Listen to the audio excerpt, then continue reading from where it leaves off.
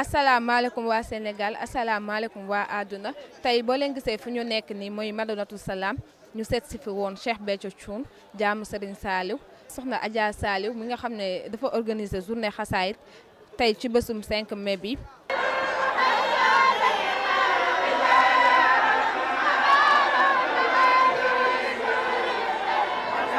mbokk internet yi ñëw di ñu seetaan ci inforewmi.com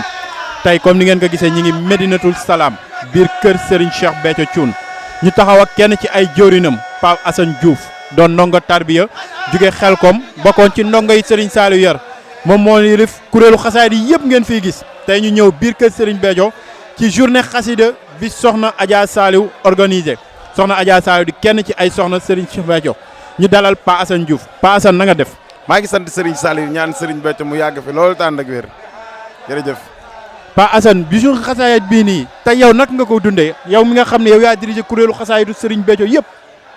am tam mbégte rek ak cant gu ñu xamul fan la yam ndax lii occasion la bu ñu war a sant Serigne bi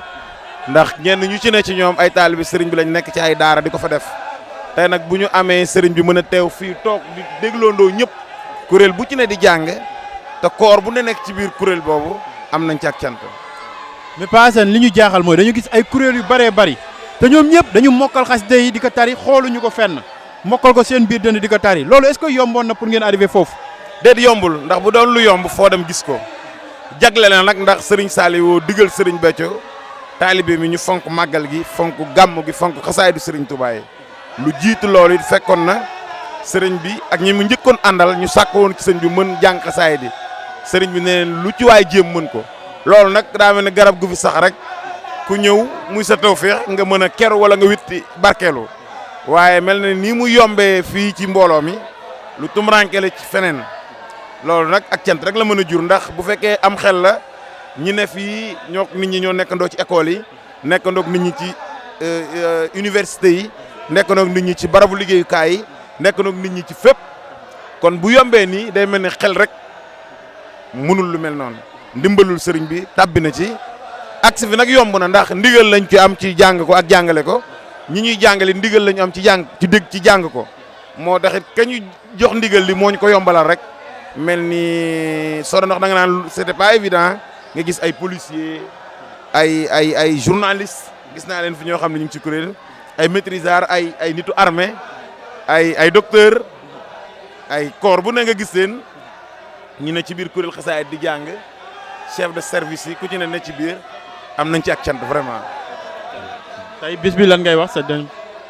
sant sëriñ bi rek ak soññaat mboolem taalibe yi ñuy déglu mbokk taalibe yi ci wax leen ni xasaayid yi day sëriñ bi def fi mu toog yàgg na fi loolu di ko teewlu loolu nag wane na ni moom la ko sëriñ Saliou digal moom ma nga ca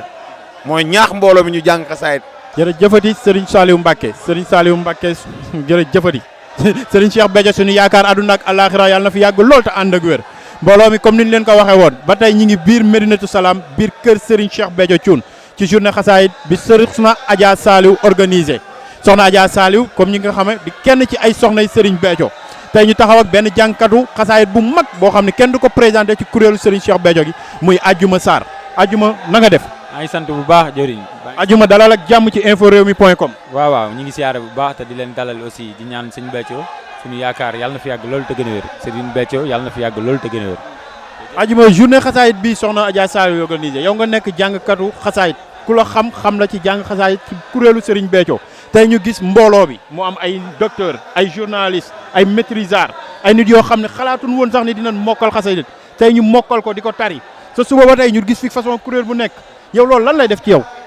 waaw ak cant rek la may jural ak cant rek lay def ci man waaw te lépp da di sëñ Béthio ndax lu jiitu ñuy ay murit lañ woon te doon woon jàng xasaayit waaw bi ñu àndeek sëñ Béthio lañ commencé jàng xasaayit ci lañ yóbbu daara li nekk ci ñun yëpp sëñ Béthio moo ko def ci ñun waaw bu mu ne sëñ Béthio nag dama ko utalewul ak Serigne Saliou waaw ndax ñoom ñaar duñu ñaar kenn lañ moo tax bu ma nee sëñ Béthio rek na ñëpp xam ne Serigne Saliou laay wax. sëñ Béthio ni dimbali lépp lu ne ci ñun ba nit di ko tudd muy ci wàllu xasaayit ak ci leneen lu baax lu gën lu tedd sëñ Béthio la kon moom rek la ñuy sant te di ko ñaanal mu yàgg fi loolu te gën a wér.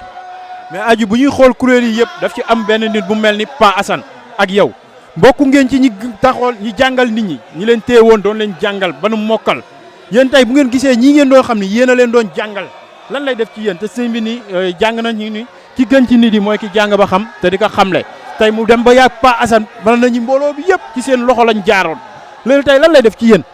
waaw loolu it ak cant ak mbégte la ñuy jural daanaka